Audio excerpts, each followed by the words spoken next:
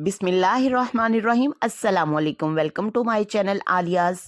आज का मेरा सलाम तमाम सोशल मीडिया फैमिली के लिए है। अल्लाह ताला आपको खुश रखे। और ये ट्यूटोरियल हमारा बाल गाउन के बारे में है। इसको अम्ब्रेला गाउन भी कहा जाता है, बाल गाउन भी कहा जाता है। ये बहुत ज़्यादा लिटिल किड्स के लिए भी अच्छा है और स्पेशली इंगेजमेंट के हवाले से ये बहुत अच्छा आइडिया है। या इसके अलावा आप इसको पार्टी वेयर ड्रेस भी बना सकती हैं, बर्थडे के लिए भी बहुत अच्छा है। मटेरियल इसका जो है डबल विड्थ हमें चाहिए। फैब्रिक कैंडी क्रश या फिर मोमलाइट के कपड़े की लेस चाहिए, ऑप्शनल है, मर्जी है लगानी है तो ठीक है। और इसके साथ ही हमें फ्लीस यानी पैलन चाहिए जो कि 5 यार्ड होगा। नेक्स्ट क्या चाहिए, इस तरह का पोलिस्टर बोनिंग चाहिए जो कि वायर होती है। इसकी वजह से ही जो फ्रॉक है उसका घेराव बिल्कुल स्टिल हो जाता है, स्टक हो जाता है। ये कपड़े की लेयर्स हमने बना ली हैं। ये हमने रॉ मटेरियल हमारा सिल्क का जो है इसको डबल फोल्ड कर लेना है। चेस्ट साइज़ जो होगा हमारा वो 24 इंच होगा, जबकि उससे थोड़ा सा नीचे आएंगे तो वेस्ट लाइन स्टार्ट होती है वो 22 इंच की होगी। जबकि हमने जो इसकी हाइट देनी है फुल ऊपर से नीचे तक वो हमारी 10 इंच होनी चाहिए। और उसके नीचे क्या होगा वो हमारा वो वाला लोअर पार्ट होगा जिसको हमने कल के ट्यूटोरियल में आपके साथ शेयर किया है। हमें चेस्ट साइज़ जो है वो 24 इंच चाहिए, तो इसी हिसाब से कपड़े को डबल फोल्ड कर लेना है। ये तकरीबन 12.5 के हिसाब से डबल फोल्ड किया है। सबसे नीचे एक लाइन ड्रॉ कर रहे हैं। ये एक्स्ट्रा फैब्रिक है जिसको हमने काट चाट कर देनी है ताकि ये वाला पार्ट नीट हो जाए। और इससे ऊपर 0.5 के हिसाब से एक और लाइन लगा लेंगे। ये वो मार्जिन लाइन है जहाँ से हमने सिलाई लेनी है, यानी कि यहाँ से ये फाइनल हमारी स्टिच लाइन ये वाली होगी। ये वाली लाइन ड्रॉ करने के बाद हमने अपनी लंबाई चेक कर लेनी है, यानी कि इस पेटीकोट की जो लेंथ चाहिए वो 10 इंच होगी। 10 इंच के हिसाब से दोनों साइड से, यानी जहाँ से कपड़ा फोल्ड है उस साइड से भी और जो साइड हमारी ओपन है उस साइड से भी 10 इंच का मार्जिन जो है वो ड्रॉ कर लेंगे ताकि पता चल जाए कि हमें बिल्कुल सिला के इतना फैब्रिक चाहिए या इतनी हमें पेटी चाहिए। तो ये दोनों साइड से एक निशान लगा लिया है। अब इस निशान को लगाने के बाद आपस में लाइन को जॉइंट कर दिया है ताकि क्लियर हो जाए। और यहाँ 0.5 इंच और 0.5 इंच के हिसाब से हम सेंटर कर रहे हैं। 0.5 इंच सिर्फ जो है लाइन अंदर की तरफ की है ताकि हमारा सेंटर है। अब शोल्डर के लिए हमें 10 इंच चाहिए। 10 इंच का हाफ करेंगे तो 5 इंच, लेकिन इससे पहले हमने जो जहाँ से गला बनाना है वहाँ 3.5 इंच के हिसाब से निशान लगा लेना है। 3.5 इंच का निशान लगाने के बाद हमने जस्ट 0.5 इंच ऊपर की तरफ निशान लगाना है। ये शोल्डर की कटिंग होती है, इसको हमने थोड़ा सा तिरछा करना होता है। 0.5 इंच ऊपर की तरफ जाके तो नीचे शोल्डर की तरफ हमने इस लाइन को आपस में मिला देना है। 3.5 का गले का निशान हो गया, वहाँ से 0.5 हमने ऊपर की जानिब को बढ़ा दिया और उसे तिरछा नीचे की तरफ ले आए। जहाँ पे वो तिरछा नीचे की तरफ लाए हैं वहीं से हमने शोल्डर की कटिंग करनी है। शोल्डर की लेंथ भी हमने 5 इंच लेनी है। 5 इंच लेने के बाद बाहर वाले फैब्रिक से एक लाइन इसको जॉइंट कर देंगे। और फिर अब हमारी चेस्ट वाली साइड आ गई जिसका साइज़ जो है वो 24 इंच है। इसको हमने 4 पार्ट्स में डिवाइड करना है तो 6 इंच जो है हमारे पास मार्जिन निकल आया। यानी कि ये जो है पेटी का फ्रंट वाला पार्ट है तो 6 इंच के हिसाब से निशान लगा रहे हैं। इसी तरह से डेफिनेटली नीचे वाले पार्ट पे भी 6 इंच चला जाएगा तो ये हमारी पेटीकोट का फ्रंट वाला साइड हो जाएगा और जबकि इसकी बैक अलग से होगी। चेस्ट के बाद अब हमने वेस्ट को देखना है, उसको भी 4 पार्ट में डिवाइड करना है। तो हमारा जो मेजरमेंट आई है वो 5.5 आई है। तो नीचे से हमने 0.5 का हिसाब लगा के वेस्ट को हमने चेस्ट वाली साइड से मिलाना है और ऊपर शोल्डर वाली लाइन को हमने जहाँ से नीचे से हमने शोल्डर के साथ उसको मिला देना है। इस तरह हमारी शोल्डर हमारी वेस्ट जो है वो बिल्कुल एक्यूरेट आ गई। ये हमारी सिलाई वाली मार्जिन आ गया। और इसके बाद हमने एक्स्ट्रा कटिंग करनी है और शोल्डर को हमेशा अंदर से जो है वो राउंड कर देते हैं, ये उसकी गोलाई होती है। है और इस तरह से ये हमारे गले की नेक लाइन का हिसाब हो गया। यहाँ पे हमने एक हल्का सा टच देना है कर्व की शेप में। तो इस तरह से कर्व कर लेंगे और जहाँ जहाँ निशान लगाए हैं वहीं से हमने सिंपल इसको पिन अप करना है ताकि ऊपर वाला और नीचे वाला हमारा बिल्कुल भी फैब्रिक इधर उधर ना हो। और इसके साथ ही हम कटिंग की तरफ जाएंगे। जिस तरह से हमने निशान लगाए हैं इसी तरह से कटिंग होगी।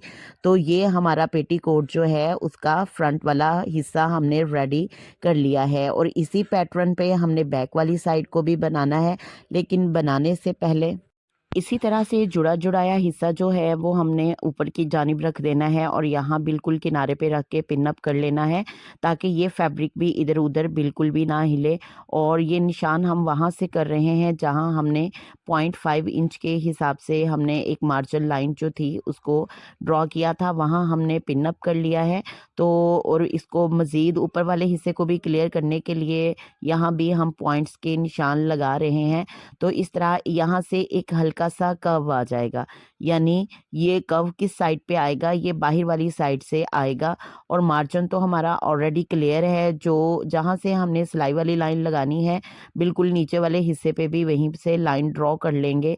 और इस तरह से हमने बिल्कुल साथ साथ रखते हुए बैक वाली साइड की कटिंग भी कर लेनी है।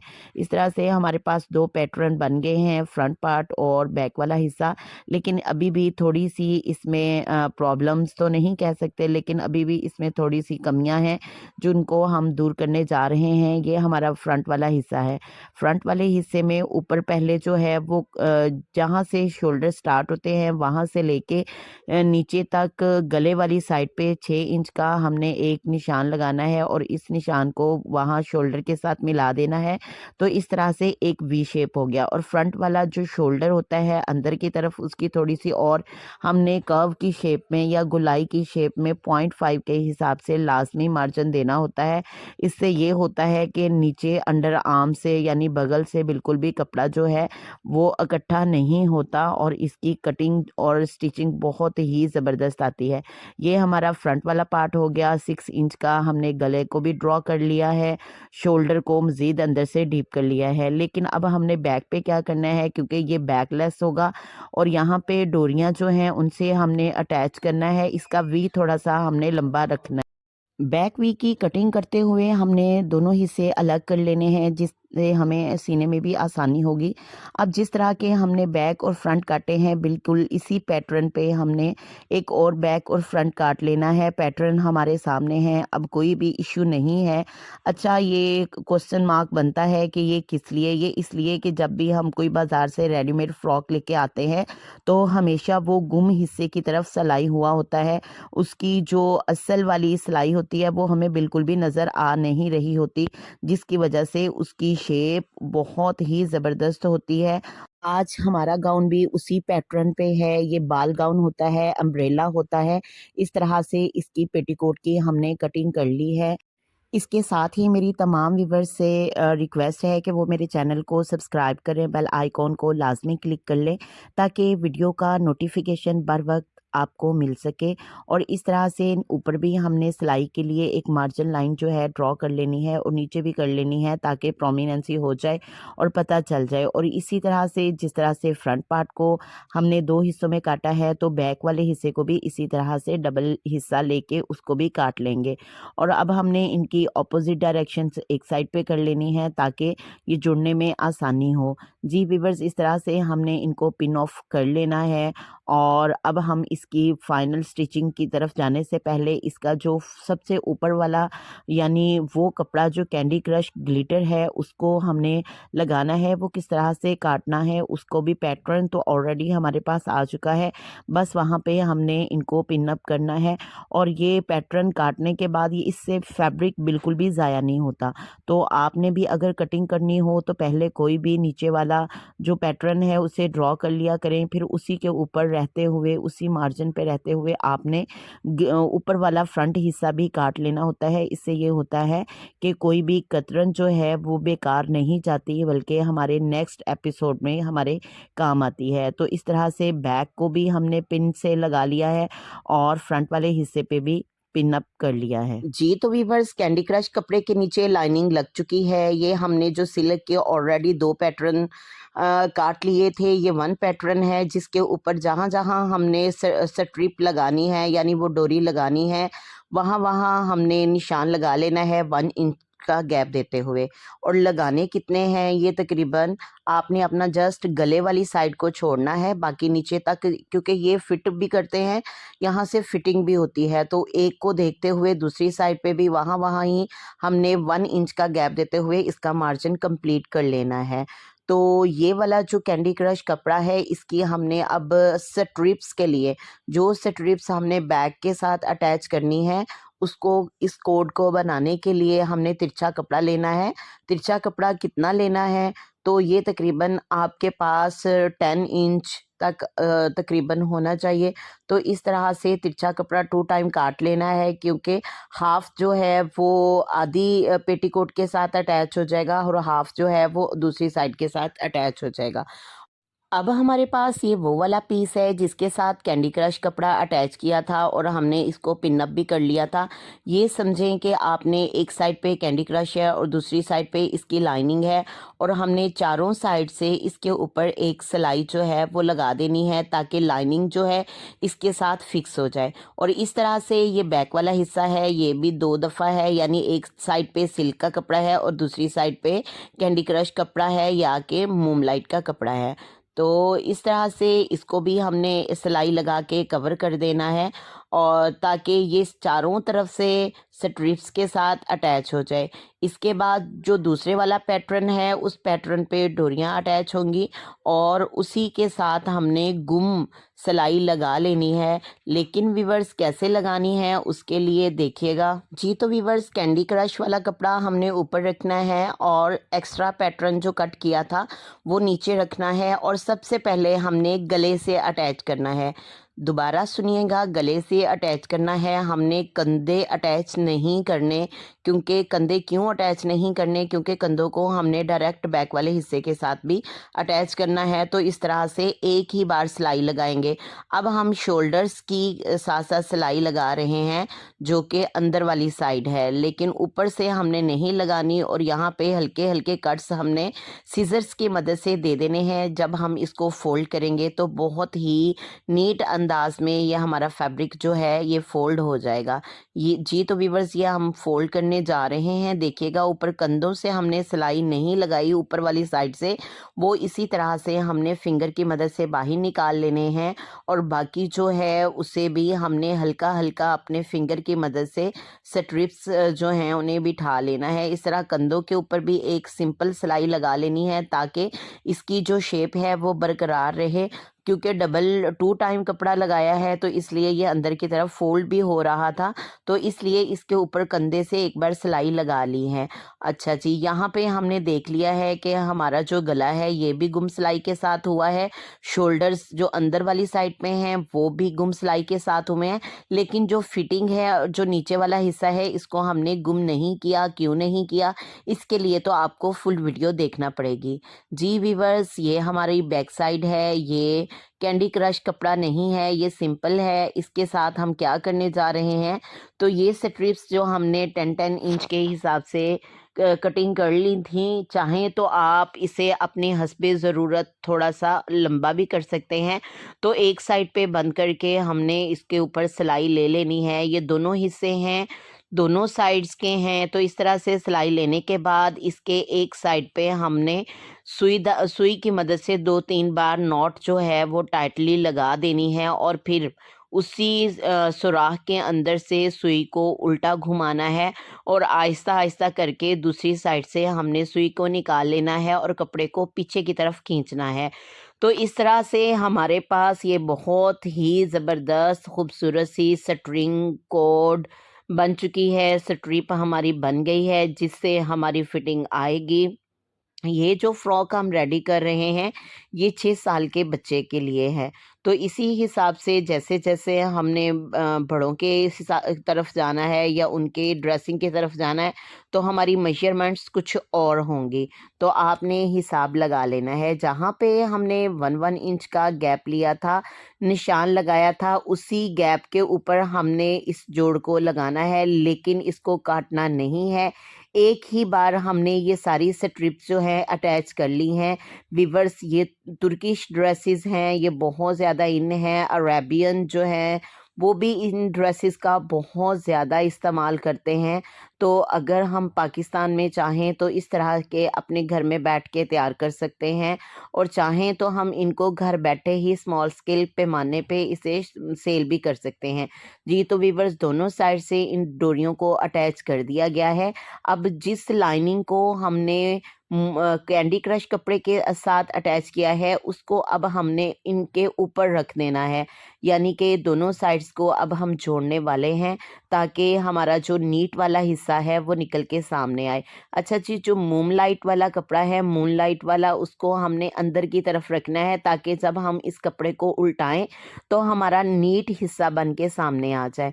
तो ये अभी हमने बिल्कुल जो अंदर वाली सिलाई है वो ली है। ये देखें वीवर्स, इस तरह से हमारी डोरियां जो हैं वो बन गई हुई हैं। तो इन डोरियों के ऊपर जो है वो आपने एक एक सिलाई जो है वो लगा लेनी है।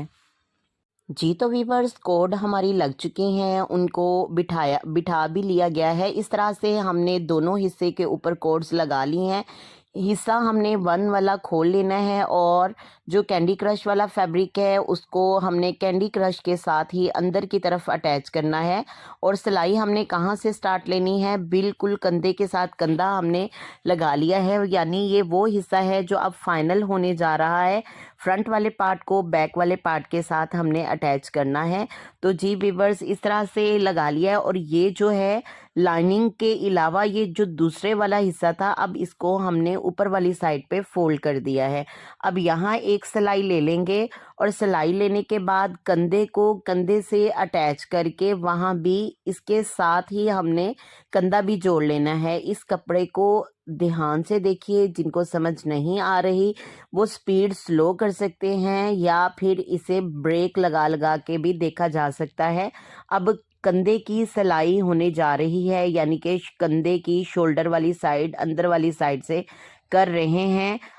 जो नीट वाला ऊपर वाला हिस्सा है उसको हमने अंदर ही की तरफ रहने दिया है, और ये जो बैक वाला हिस्सा है इसके कंधे जो है उसको उसके साथ जोड़ा जा रहा है। अब जब हम इसकी फोल्डिंग खोलेंगे तो देखिएगा कितनी खूबसूरती के साथ ये अटैच दोनों आपस में हो चुके हैं, फ्रंट वाला हिस्सा बैक वाले हिस्से के साथ। वाओ, माशाल्लाह, बहुत ही आला अंदाज में ये दोनों फ्रंट वाला पार्ट बैक वाले हिस्से के साथ जुड़ गया है।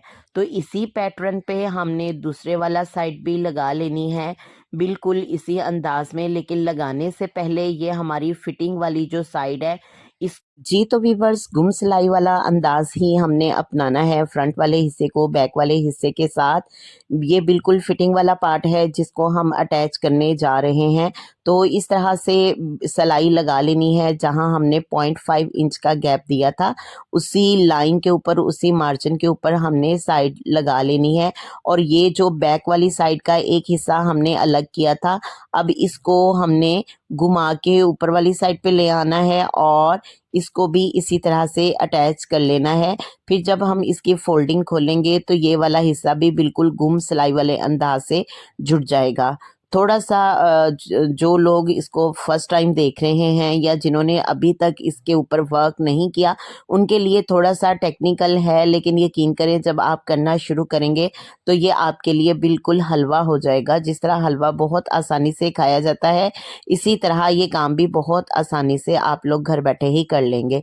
ये एक पार्ट हमने फ्रंट वाले हिस्से से अटैच कर लिया है, उसी पैटर्न पे हमने दूसरे वाले हिस्से को भी कर लेना है। जिनको फर्स्ट टाइम समझ नहीं आई थी वो सेकंड टाइम में देखें किस तरह से करना है। मूनलाइट वाला कपड़ा जो है वो हमने मूनलाइट वाले हिस्से के ऊपर रख के एक सिलाई लगा लेनी है, और जो हमने एक्स्ट्रा गुम सिलाई वाला कपड़ा लिया था उसको घुमा के बैक वाली साइड पे ले आएंगे, और वहाँ से सिलाई ले लेंगे। लेकिन सिलाई को अभी हमने खोलना नहीं है, बल्कि यहाँ पे ऐसे ही शोल्डर्स वाली लाइन भी हमने अटैच कर लेनी है।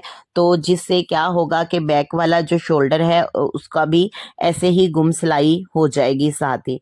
तो इसके साथ ही ऐसे व्यूअर जिसको ये टेक्निकल सा ट्यूटोरियल समझ में आ गई है, उनसे मेरी रिक्वेस्ट है कि वो प्लीज़ मेरे चैनल को सब्सक्राइब कर लें, ताकि और बेल आइकॉन को लाजमी क्लिक करना है ताकि हर वीडियो का नोटिफिकेशन बर वक्त आपको मिल सके और इससे भी अच्छे ट्यूटोरियल मैं आपके लिए लेके आऊँ और आसान अंदाज में आपको समझाऊँ ताकि आपके लिए ये फ़ायदेमंद हो। तो वो बैक वाले हिस्से का जो अलग से लाइनिंग के अलावा वाला कपड़ा है उसको अलग कर लेना है और उसको दूसरे वाले हिस्से को हमने फ्रंट वाले पार्ट के साथ उसी तरह से एक सिलाई और 0.5 इंच का मार्जिन देते हुए अटैच कर देना है। जैसे ही ये अटैच होगा तो अब हमने जो एक्स्ट्रा वाला फैब्रिक था उसको हमने घुमा देना है, थोड़ा सा उलट करके इसके ऊपर भी सिलाई लगा देनी है। और जिनको ये समझ नहीं आती वो करके देखें, जब आप करेंगे अपने हाथों से तो ये बहुत आसानी के साथ आपसे हो जाएगा और बिल्कुल भी मुश्किल नहीं लगेगी। तो जी व्यूअर्स, इस तरह से हमने माशाल्लाह से अपना पेटीकोट जो है उसको रेडी कर लिया है और नीचे वाले हिस्से को गुम करने की ज़रूरत नहीं है। इसके साथ हमने वैसे ही एक ऊपर रख के सिलाई लगा लेनी है, क्योंकि ये वाला हिस्सा जो है हमने नीचे वाले पैटर्न के साथ अटैच करना है। जब हम अटैच करेंगे तो भी हमने वहीं से एक गुम सिलाई लगा लेनी है। व्यूअर्स, ये जो मैंने कहा था कि एक्स्ट्रा चाहे फैब्रिक लगा लें, चाहे तो आप लेस लगा लें, तो कैसे लगानी है वो आपकी मर्ज़ी है। मैंने कुछ हिस्सा ऊपर रख लिया है और कुछ हिस्सा नीचे की तरफ हैंग कर दिया है ताकि वो इस फ्रॉक के ऊपर आए और बिल्कुल इसी के साथ साथ आपने सिलाई ले लेनी है।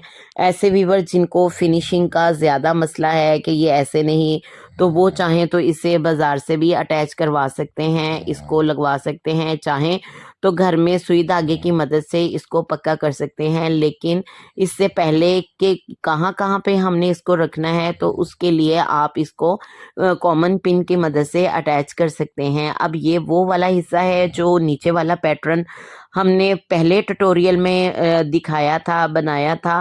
इसकी फिटिंग ऑलरेडी हम कर चुके हैं। तो लेकिन ज़िप के लिए ज़िप वाला पोर्शन जस्ट ओपन है, ज़िप हमने लगानी है। लेकिन कब लगाएंगे वो हमने जब अपना ऊपर वाला पेटीकोट अटैच कर लेना है तब लगाना है। जी तो व्यूवर्स, अब हमारी फाइनल लास्ट एपिसोड की तरफ हम चल रहे हैं इस ट्यूटोरियल के।